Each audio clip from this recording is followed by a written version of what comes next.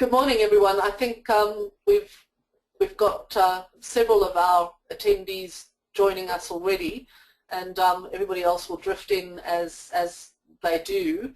I'm Collins Rex. I'm the State Manager for Victoria for the Export Council of Australia, and I'm also the Manager for the Indonesia Now project. And we're delighted to have you all with us today, and we certainly hope that by the end of today's session, not only will you know more about the program, but you'll also know a little bit more about Indonesia, which should whet your appetite for the program. And we look forward to seeing as many of you as possible go through the program as it advances beyond today's webinar to our series of seminars, and eventually, of course, through the business mission and the mentoring that follows on from that. We're very pleased today to be joined by two fellow presenters. We have Lisa McCauley, who's our Chief Operating Officer, joining us to tell us more about the program, and we have Najib Lawand, who is joining us from FIAL to talk a little bit about doing business in Indonesia with specific reference to food and the FMCG sector. And without further ado, we'll pass over to Najib to talk a little bit further about what you can expect if you want to be doing business in Indonesia. Just before we pass over to Najib, though, just one thing to bear in mind: we do have quite a large group joining us today. So if you have any questions, which we'll take at the end, we'll ask that you type your questions in chat, and then Lisa and I will respond accordingly. Najib will be leaving us at the end of his presentation.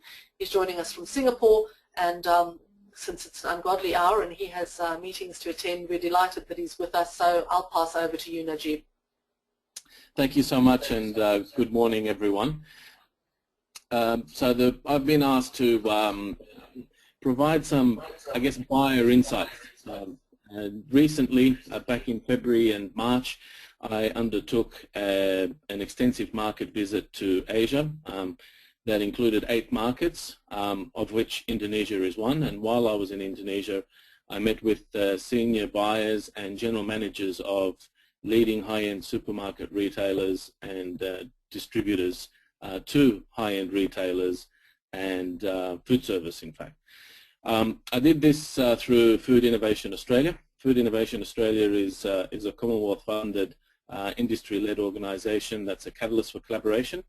We work with organisations like the Export Council of Australia, state government agencies, Austrade, DFAT, Australian Food and Grocery Council, and so forth, to deliver maximum value to industry, because while many individual agencies are doing great work for the industry, often it's in isolation, and so what our role is to try to bring it all together and make it even more meaningful for industry. So on Indonesia,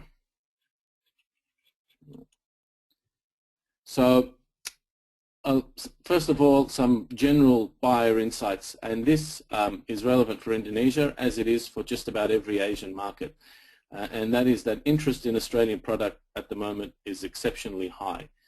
From a food perspective, a lot of it is around quality, safety, and traceability, and I won't get into too much detail about that because I think there's newspaper articles and conferences every day about it. So we'll park that to the side. But the other interesting factor is that retailers are wanting to diversify product away from Europe and US. When you look at most of the retail chains in Asia, the vast majority of high-end imported product comes from Europe and USA. And most recently, there have been, for various reasons, issues with product coming in from those countries. And so retailers, the biggest sort of concern for them is not having product on the supermarket shelves, given that the cost of rent in many of these markets is very high. So in order to mitigate that risk, they're increasingly looking to Australia as the third sort of key area of supply for FMCG products. The other advantage that Australia has is its proximity to market. And in particular, if you're selling a product that is reasonably perishable, that gives a massive advantage in terms of freight rates in, but in terms of also the proximity to market, and therefore product having longer shelf life on shelf to be sold. The other thing that's exciting the retailers there is a noticeable shift from Australian suppliers from being trading focused to marketing focused.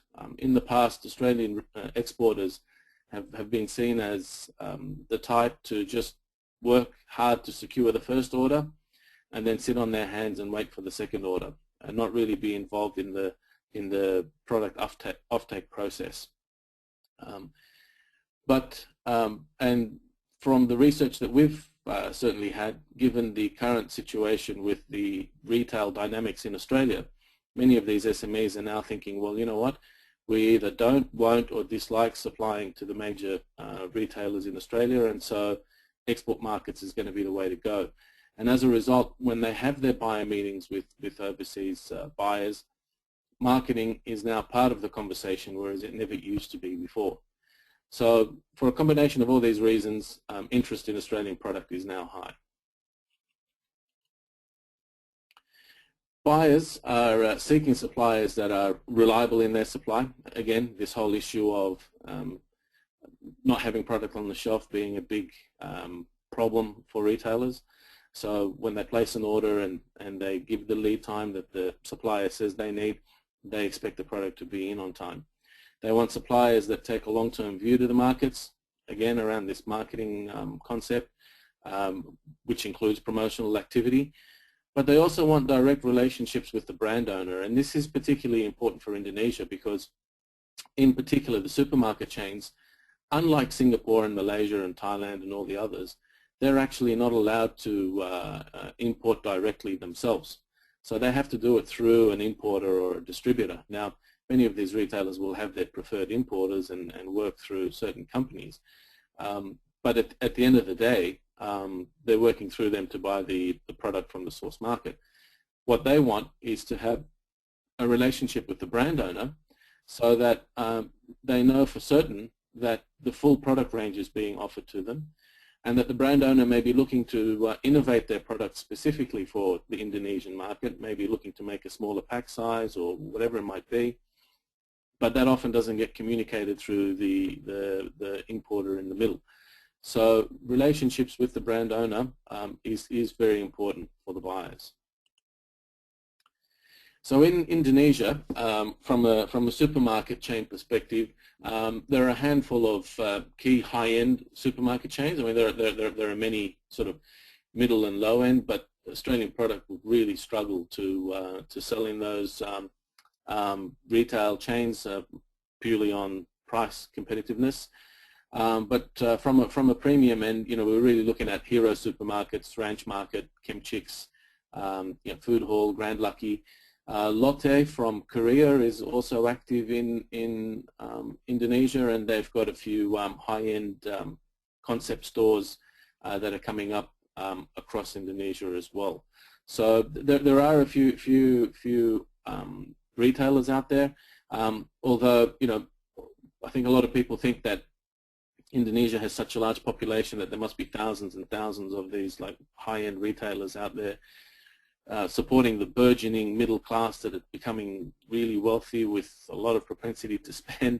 Well, in actual fact, you know, we're looking at high-end supermarket chains that are from 10 stores, you know, up to 40 stores each. So it's not enormous, but they're growing. The pricing structure for product when it lands essentially is you have tariffs that go from 0 to 5%. Fortunately, tariffs are treated favorably given the free trade agreements we have with the ASEAN region. Distributors' margins vary anywhere between 20% to 30%, and the retailer's margin varies anywhere between 20 and 30%. And there is a VAT in Indonesia of 10%. So typically, when a product lands, you know, you might be looking at a multiplier of 2 to 2.5. So if it lands for $1, it'll probably retail for somewhere between $2 and $2.50. And so, what does this all mean? I guess, you know, I've just given you a sort of an overview or a background, but there is a massive challenge in getting product into Indonesia, and that's its registration process. But in actual fact, that's the massive opportunity. The registration process is lengthy. It takes a long time. You're required to supply so much information to the extent that you would be reasonable to believe that they're taking all your secrets to manufacture the product there themselves. Now, that's not in actual fact the case, but when they're asking for how's the product manufactured and detailed typical analysis and the like, it can really be quite off-putting. And as a result, many suppliers are in fact discouraged from going into the market because of this massive need to get an ML number. And the ML number is the number that appears on the product when it's on the supermarket shelf. And when the authorities go and do random investigations on the supermarket shelves, if the product doesn't have an ML number, it gets confiscated. So it's quite a serious process. But as a result, one thing that you will notice when you go to Indonesia, in particular from a food and beverage perspective, is that there aren't as many brands on the shelves as you will find in Singapore or Hong Kong or Malaysia or Thailand or anywhere else. And as a result, this challenge of getting the product in fact, is a massive opportunity, because if you're prepared to work through it and take the 6 months or so that it will take to have your product registered, you have space on the shelf. They are demanding the diversity in supply, but it's not easy for them to source that supply. And so if you're prepared to show the patience, there will be space for you on the shelf. And as those categories grow, and as the supermarket chains add more and more outlets, and as the middle class continues to grow, and as they get more propensity to spend, then you will grow with it. So I think Export Council of Australia have picked a real winner in Indonesia to run their sort of first project in this space, and I think it's very exciting for suppliers to be involved in it. And if anybody's got any questions, I'm more than happy to field them. These are my details there, but also feel free to get my information from Lisa as well. We have a close relationship with Lisa and Peter Mace, and we're always there to partner and work with them. Thank you. Excellent. Thank you very much, Najib. That was certainly a very edifying presentation, and I think it's one of those that will have people thinking long and hard about how they approach things. I know you have to rush off, so we're going to let you go. Thank you very much for your time, and everybody, you've seen Najib's contact details. You're more than welcome to either field questions through us to him, or to respond directly to him if you have a question. And obviously, if there are questions that arise at the end of today's session, we'll pass those on to Najib as well if we cannot answer them ourselves. Thank you very much, Najib. And we're now going to pass over to Lisa McCauley. Lisa is our COO, and she's going to talk you through the Indonesia Now program. By the end of this session, you should have a pretty good idea of how the program works, what it is that's required of you if you want to be a participant in the program, and more specifically in the business mission to Indonesia at the beginning of next year. And you'll have an opportunity at the end to ask some questions as well. So without further ado, I'll hand over to you, Lisa. Thank you, Collins, and thank you everyone for joining us, I guess, bright and early on a Monday morning. And thank you, Najib, for your presentation from over in Singapore. Najib really sort of set the scene in terms of the opportunities that are available in Indonesia, and I'm probably not going to go too much into detail with you there on the market opportunities, but we identified Indonesia for this program because we could see what the opportunities were for companies in the fast-moving consumer goods sector. And as you can see up on the screen, these are just some key statistics of the growth in certain product sectors over in the market. And this is where we really want to be able to assist Australian companies in terms of accessing these opportunities.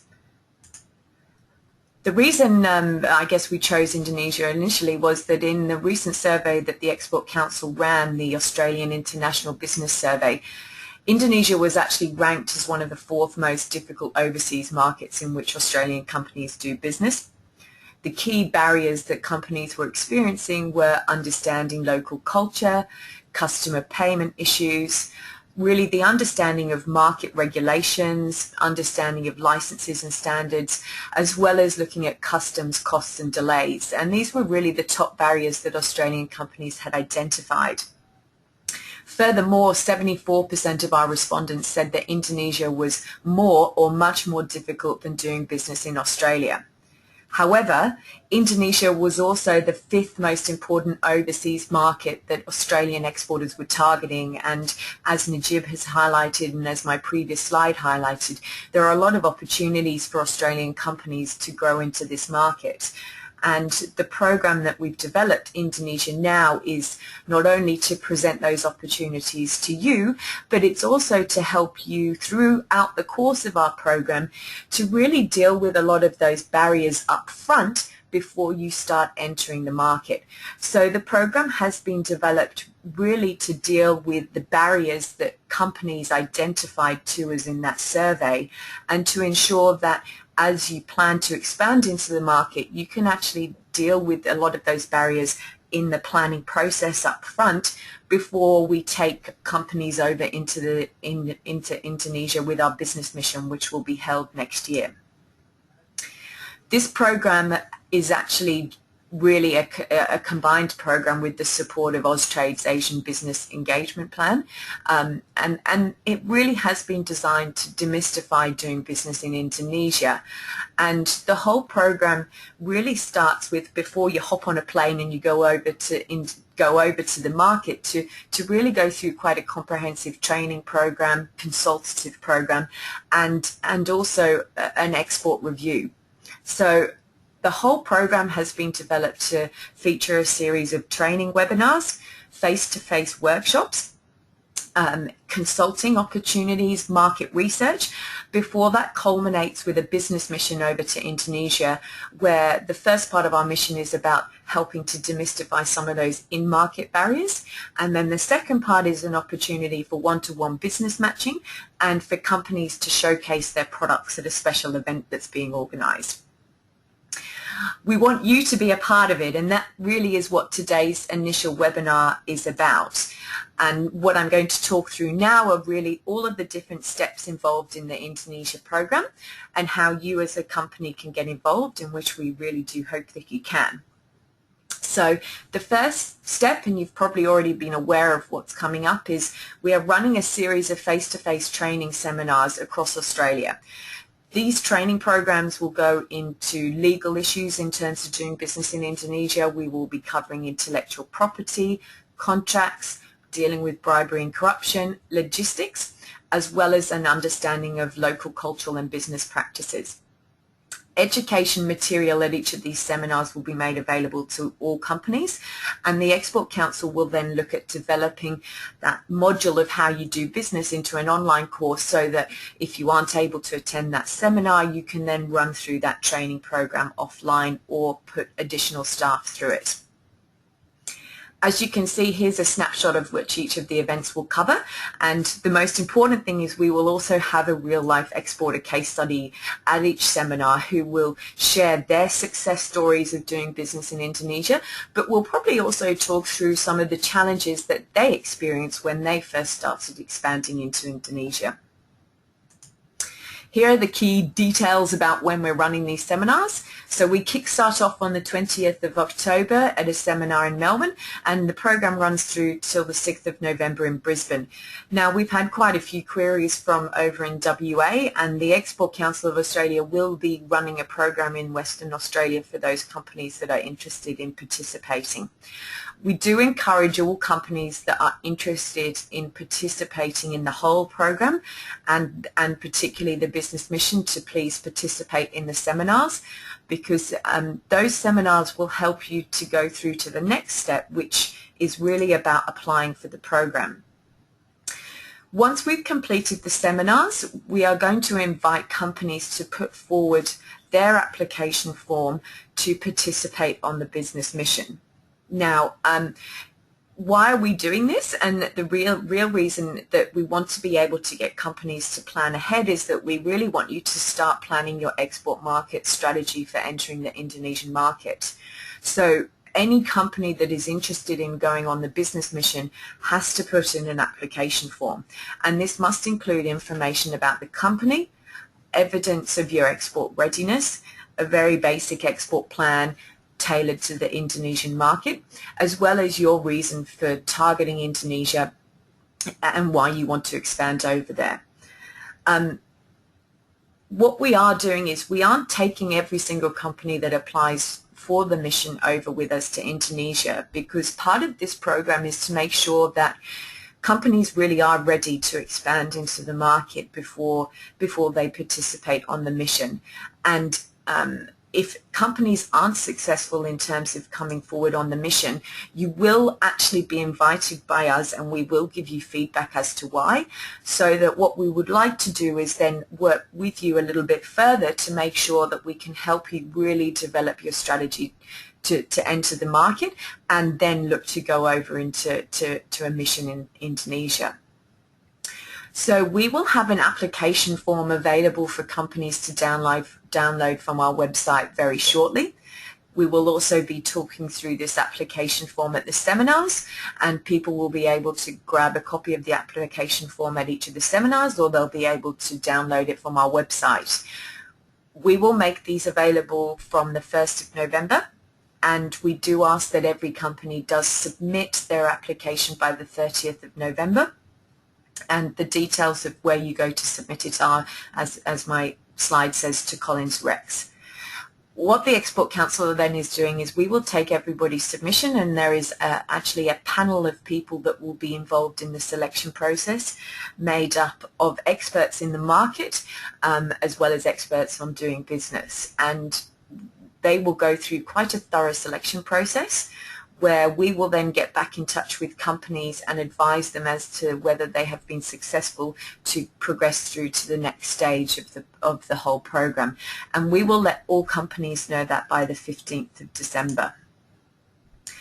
I've put a few tips up here as to the type of companies that the type of information we really want to hear about from companies. And we've actually developed this application form really so that you are doing a proper analysis of your market entry before going on to the next step, and that even in the process of doing this, you are actually learning about how you go about your own market strategy. So the process of completing the application form is actually part of the process of doing your market research. Some of that information that we've asked, for example, an analysis of the target market and an entry checklist, a lot of that will be covered by market research that we are actually going to undertake for you. So we're really just wanting to find out from you here that you have just done some basic awareness of the market and why you are entering it. For those companies that are successful, and as I've already indicated, we can only select 15 companies, they will then be the lucky recipients of some very detailed market research that will be undertaken for them for their particular product into the market, as well as tailoring this market research for their specific goals for growth into Indonesia. So our research, which will be done in conjunction with Austrade as well as a consulting firm that we will have hired to do this for you, will include a very tailored market research report on market trends and current market conditions for your product. It will include a customer profile, including demographics, concentrations, annual average product usage specific to your company and your product line. It will also include market risks versus rewards analysis and a detailed competitor analysis. We also hope that we'll be able to include in each report some recommendations, so where to target in the region, the type of companies or distribution channel that you should be targeting, advertising channels, as well as the other marketing channels that you will need to be able to access. As we go through the market research process, one of the most important things that I guess in scoping any market research is that as part of preparing the brief for us to do the research for you, we will actually consult with you to make sure that we have from you a very clear outline of your objectives for entering the Indonesian market, and from that we will help scope quite a detailed market research brief that will go over to Austrade. The clearer you are in your brief, the more detailed report we will be able to give back to you. So we will work with you on that. I also wanted to say that for companies that aren't successful in being selected, the 15 companies that aren't selected, we will be in touch with you again to give you some quite detailed feedback on, firstly, why you haven't been successful in just making it to that next stage, but the type of work that you might need to continue to do. And we can work then with you on that to ensure that you really do make the most of being involved in the program. So that goes through sort of the stages of education, selection process, so how you apply to be involved in the mission, and then what happens when you are successful in the type of market research that's being done. I also do want to flag that with the general market research that we are doing, all companies that have signed up to apply for the program will benefit from the generic market research that is done, and everyone will benefit from being will be shared among everybody that's signed up. As I've said, so those companies that are then successful, the next step is a pre-departure briefing, and all business mission participants must participate in this. There will be a departure briefing with one of the supermarket buyers in Indonesia who will share insights into what companies must do to prepare and consider before coming to the market, as well as prepare for the showcase event that will be held over in Indonesia. We also ask that all business mission participants will join us for a personal security briefing, or alternatively undertake a short course on understanding bribery and corruption in the market. So this is probably what everyone's the most excited about, which is the actual mission over into Indonesia, and it is slightly different from what some companies here might have already experienced if they've gone on a previous trade mission.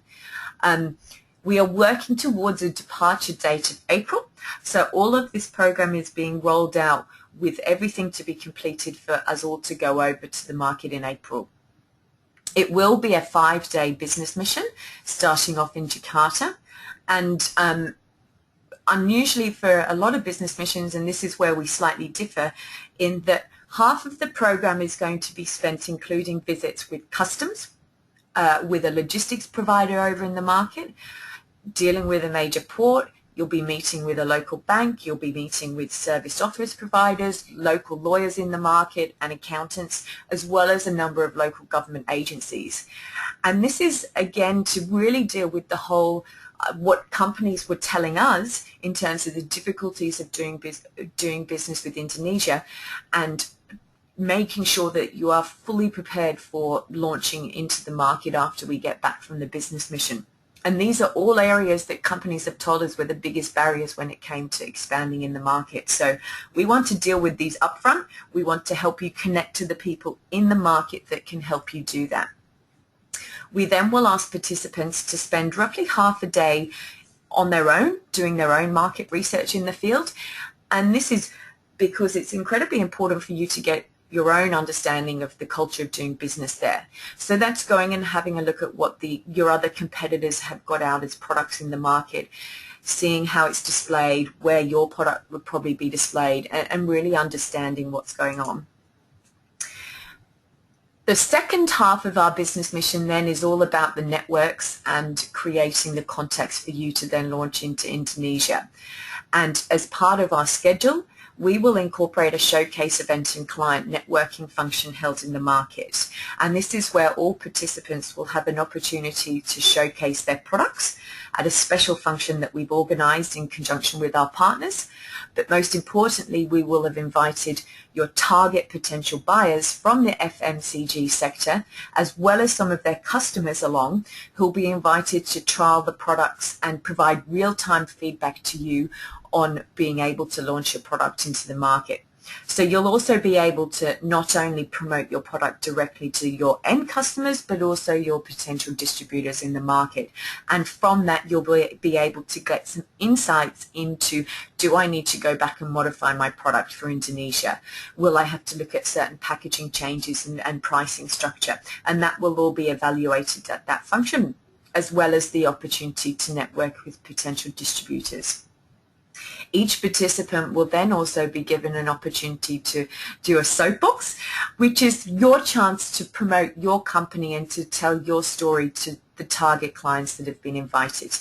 And this is your opportunity to sell what you're offering to as many people as possible. We will as well, through the whole market research component of the Indonesia project, have opportunities for you to have one-on-one business matching with potential clients and distributors. So what happens at the end of you get back from the mission, and you normally might be left alone to sort of then go further into your market expansion. Well, the project goes a little bit further than that, and we are running a mentoring program after the mission, which will be led by Indonesian experts, and this will be your chance to really meet on an formal basis for a couple of months after the mission, and it could potentially continue informally after that time if companies want to drive that. But the idea is that through the formal mentoring process, you will be able to share your experience and lessons learned with the other participants on the mission. You'll be able to collaboratively work together in terms of then taking your product into the market. But this is also a chance for those companies that were not selected to go on to the business mission, but it's their chance to then learn from those that did, to look at how they will then take their product over, or what they might need to do really to launch over into the market. So the mentoring program is something that the Export Council has, through other research, found out is probably one of the number one things that exporters want when it comes to export growth, is that they want to learn from their peers. So our job here is really to facilitate that and to really help guide you through the next processes. We'll also look to develop some short video case studies where we can promote your product, and you can also share lessons learned and business tips to other Australian companies that are interested in the market. So this is probably what everyone's hanging out to hear. Well, how much will it cost for you to participate in the mission? Well, good news is there's absolutely no cost to participate in most of the program that we have developed, apart from the business mission. And the reason why we have a small fee, and it is a very small fee attached to the actual business mission, is that that fee will cover your costs of going over to the market. So through that fee, that will cover your flights and accommodation. It will cover event participation in the showcase event, business matching, and some transportation expenses. What it doesn't cover, and I want to make that very clear, is that we will not cover individual specific airport transports, meals, freight, any other individual activities that you might be doing whilst over on the mission. It's a fairly good price for what is quite a comprehensive program, and we have purposely kept it that way so that as many people can participate with us on this program that we've developed. So I've put again some highlights of the key stages in the program and where you need to flag out some important dates to be involved. I'd like to encourage everybody to get involved as much as possible in the program so that you too can learn as much as you can from it. And we do hope to take as many people over on the mission, but for those who can't participate, you will benefit from the rest of the program, and as I said, you will benefit from the mentoring afterwards. So I might just now open it up to some questions and just see what people, if anyone has got some specific questions. Okay. All okay? Fantastic. Someone's there. Someone's asked me if there'll be a seminar in Tasmania, and we actually have not scheduled one in for Tasmania, but if there's an opportunity for you to join us in Melbourne, that would be fantastic. If not, I will talk to Collins and we might look at what we could potentially do to assist you there. Collins, do you want to answer that question? Yeah, look, I think we were obviously limited in the number of seminars that we could host face-to-face, but for those who can't attend a seminar in one of the centres that we've got face-to-faces, what we'll probably do is put together a fairly detailed webinar which will pretty much mirror one of the seminars that we have for everyone that can't make it to one of the major centres. And if we have enough of a demand from one particular centre, we'll certainly look at putting on a seminar, and you know, that applies to Tasmania or Western Australia or wherever. So just keep monitoring, because we will put together some form of information session for all those of you that can't attend. So another question we've just had is the program mainly for the food industry? Well, we've been quite clear with a lot of what we've developed for the program is that the program is very much tailored to the FMCG sector. That is not limited to the food industry. So that is anyone that is selling a product in the fast-moving consumer goods sector. We've had several requests from other companies in the services sector and in other areas that have sort of said, oh, this is a great program and we'd like to get involved, but are you going to assist other companies? I think I have to be quite clear in that the business mission and one of the benefits of the program we have created is that the business mission is focused on that FMCG sector, and everything that's being done in the market is really tailored to that. What we are saying to other companies, though, is that if you're outside of that sector, you can still benefit from the education programs that have developed, and you can still benefit from the market research, and you can still benefit from the mentoring. So we aren't excluding any other industry sector from participating in that event activity. But people should bear in mind that a lot of it's being developed for a business mission that is purely focused on that FMCG market. And I think just to add to that, Lisa, it is very important that you realise that if you're not in that FMCG sector, the seminars leading up to the business mission are generic. So you are more than welcome to attend those, and you'll get a great deal of benefit from attending them, because you'll get a lot of background information on Indonesia, on doing business in Indonesia, on the legal and the financial aspects, and you'll get a pretty good holistic view of doing business in Indonesia irrespective of your sector, but obviously the business mission is aimed at the FMCG sector only. Yeah. What objective, Larry Fisher's asked, says, what objective do you expect to achieve from the meeting with Indonesian Customs? Good question, Larry. We ran a webinar not long ago with an expert from China Customs, and if any of you online are also doing business with China, the webinar is online for you to download.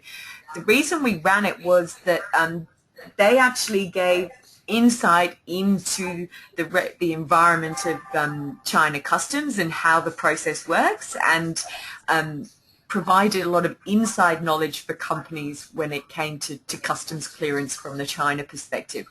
And we hope to achieve the same with meeting Indonesia. The customs officials over in Indonesia is to get an understanding of how the process works from their end, and as Larry would know, it's not quite as clear-cut as one might seem, and it's about understanding that process from their perspective, so that if you have delays or if you have problems when it comes to clearance at the other end, you have an understanding of really why that is, but you've factored that into your planning. Collins, do you want to add anything to that? Yeah, I don't think you can underestimate the power of hearing it from the horse's mouth, so to speak.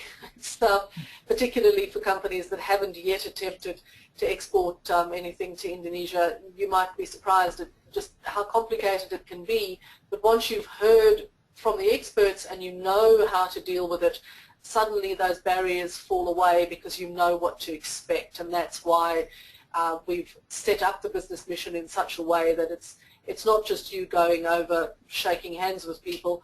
You actually get some very real information from the experts on the ground, and that includes customs and various other official departments that you will be needing to deal with if you are going to be sending your goods over.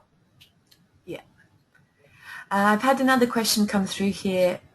Will costs be potentially covered by EMDG? Collins, do you want to answer that? Well, Export Market Development Grant, of course, will cover any costs related to any export market development. So if Indonesia is a market that you're serious about, and you are in fact going to embark on this mission with the view of expanding your market into Indonesia, then your costs will be attributable to the EMDG, but obviously you'll have to look at it on a case-by-case basis. So I suggest that you do get expert advice before you embark on the mission, and you make sure that your costs will in fact be covered, but there should be no reason why they are not covered, but you'll have to keep the necessary records as you do for any other EMDG claim. Thank you. I've had another question about the focus being on the FMCG market. Is there any thought to expanding that to include other products and services, including the oil and gas sector? Collins, do you want to maybe expand on what I said earlier on that, just to reconfirm why we sort of have to focus on one particular area? Sure. Look, I think we had to choose a market because it's a particularly vast market potentially, and the only way that we could make sure that we gave as much value as possible to those companies going on the mission was by confining ourselves to one particular sector, and we've chosen FMCG partly because it's a relatively easy market for Australian companies to get traction in. If we were to expand it to include all sectors, particularly something as specialised as oil and gas, I think we would find that everybody would just have a diluted version of the mission. So it was important to restrain it to one particular market sector. However, having said that, obviously you can still participate in the seminars and the education program leading up to the business mission. And if we find that we get enough demand from a particular sector, we can certainly look at putting on something similar further down the track with the support of Austrade again, if that were possible. So we're not excluding future missions potentially, but for this one we couldn't possibly do everything. We can't be all things to all people. And I think if as a company you've participated, for example, in one of the Victorian state government super trade missions where 200-300 companies across all sectors are taken, you'll have some sense of just what is involved in doing something that is multi-sectoral, and it was impossible for us to do something on that scale for this mission if we were still to give the value that we know will come out of this mission. Yes, I agree. I hope that answers your question. So we've had another question about whether the program is going to get involved or visit the Food and Hotel Show in Jakarta in April.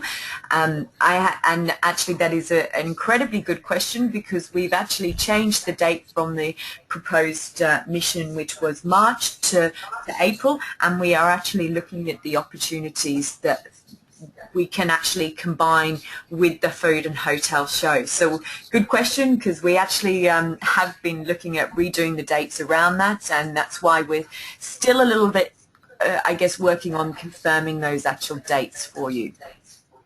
So another question from Murray. Collins, you might want to address this. The key to success here will be getting a good in-country importer or partner with the experience of getting project registration. I hope this is where the direction of the program will focus. That certainly is one of the focuses of the program, and that is why we've changed the way that business missions very often operate, from being purely getting into the market, attending cocktail functions and possibly having a meeting with one or two government officials, to actually meeting potential customers and having some real input. And the market research ahead of time will also help you with that information, because the market research, bearing in mind, is tailored to every single company that goes on the business mission. So it's not just an overall global oversight of the market. The market research will be specific to your company and your requirements, and if the way that business will be fostered for your particular company is to have a partnership in Indonesia, then the market research will help you identify those potential partners and obviously the potential importer of your goods. So yes, to answer your question, there is very much a focus on making it real and helping you to come up with those real business contacts. Okay, and I've got another question here. Let me just bring this up. We've had quite a few questions about whether the notes from today and the webinar recording will be available, and absolutely we will be sending you round copies of the PowerPoint presentation, and we will be putting this webinar up for people to download and to be able to read in their time. Another question that we've just had in, are we planning to extend the program from exporting to Indonesia to producing in Indonesia? Do you want to answer that one, Colin? Yeah, look, this is a business mission which is aimed at export, so as a first step this one will be concentrating on exporting only. But I think if you do have a need to be producing in Indonesia, we can certainly assist you with information around that, but that will not be the focus of the business mission. I think it's important to state that clearly. The focus of the business mission is for those companies wanting to export their goods to Indonesia. Yeah, but I'll add a comment on that. A large part of that will come out in the market research as well. So part of that process is about obviously looking at that as we go through the research. Another person has just commented, a customs official is not the person who applies the local fines, and yep, agree with that, but the reason we want to meet customs is so that, as I reiterated there, is you understand the process of how things get cleared. And another point that someone else has brought up too as well is that often your importer will be very valuable in terms of assisting in that process, and I agree with that, and it is finding the right partner in Indonesia to assist with that. The program is trying to find the right partner for you, but it doesn't hurt to still understand how the customs process works in Indonesia. And it could be that you don't feel you need to join us for that particular part of the mission, but at least you have an understanding. Graham, you put April 2015, and I'm assuming that's referring to the date of the business mission. And yep, I'll bring it up again. This is roughly these are the dates we have confirmed. As I earlier alluded to, we are working through how we can combine this with a major trade show over in the market, and we will get back to people on that. Another question. Can we talk a little bit about e-health and IT in Indonesia? That is really not the focus particularly of this particular webinar, but if you are after some information, please send us through an email afterwards, and I'll pull the various contact details up on this slide so that you know who you can send in emails to afterwards, and we will definitely look at how we can assist the other sectors. And I think specifically on the e-health side and ICT, if you'll address those questions to me, me being Collins Rex, I will certainly be able to assist you with that, because we work very closely with the AAA and various other organisations in e-health and ICT, and we can certainly get some information in your hands about that. Okay, we've had one, maybe this will be the final question, Collins, and I don't think we can address this on the webinar today, but could you please just talk in high level about corruption and bribery in Indonesia? Well, we are specifically doing a specific briefing on this for a reason. Collins, do you want to add anything on that? Yeah, and I think we certainly can't go into any details now because this is a topic on its own. What I can say, though, is that in the lead up to the business mission, at all the seminars, we will be covering bribery and corruption. It is important to realise that it is an issue in doing business in Indonesia, as it is in many other markets. The position of the Australian government is unequivocal that you will not bribe and you will not pay corruption payments.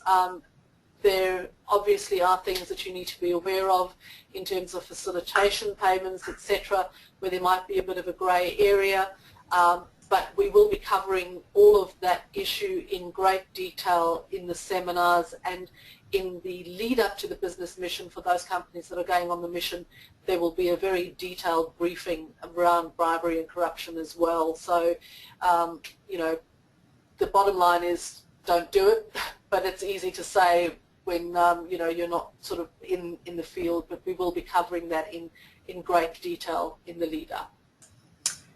And just one final question that we've got here.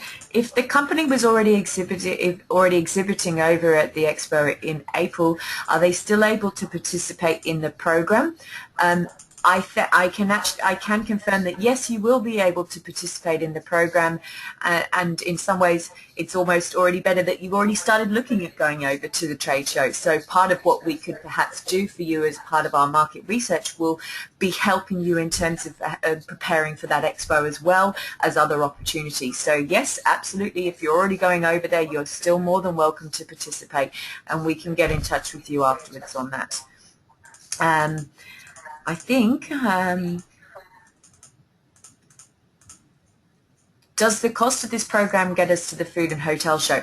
I'm afraid it doesn't, but I'm actually, the Export Council of Australia has a very close working relationship with the Australian organisers who've taken the exhibiting space over in that particular show. It's a company called Export Solutions. So we are going to be talking to them about how we can combine that, but you will still be looking at separate costs for that.